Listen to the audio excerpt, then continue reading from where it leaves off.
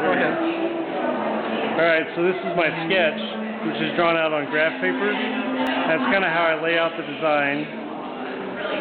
And then here it is, basically drawn out on a grid and then penciled in. And then I go through and like actually carve it out. And that's kind of a finished plate right there. A couple little versions of it. And then with this particular print, the red goes first. And you can see with my print, everything's really manual.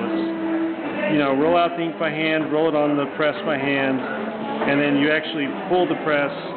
You pull every print by hand. And then this is the black screen. So if you kind of look at it there, you can see red goes first, then black. And then hopefully that's the finished product. But of course, like even the registration with this is kind of manual, so you just kind of learn to embrace the imperfections in it. So which piece is that in this room? This one right over here. Can you point it out to us? And can you stand by it? Sure. And there it is. And what's your name? Travis. And your full name? Travis Porter. And so about how many prints can you do of that? I do a lot of small runs, like 10 to 12. This particular one I left open because the red and black is so popular that I figured I would come back to it a lot.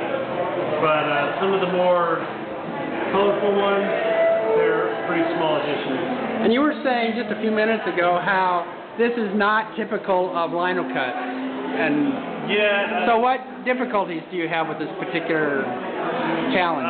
Registering color, even though it's not.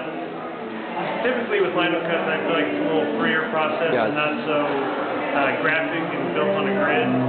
So with these, that's a little bit, it's a little different, a little higher level. Labor intensive? Yes, very, very much. But the thing is, once you carve a block, you got it forever. So that's, as I spent many a night carving. Oh yeah. I just thought to myself, do it first, do it right, and you'll have this block. You can print on it forever. And of course, you're proud of it. Sure. Why wouldn't I be? Oh, and who does your framing? I do, because I have to.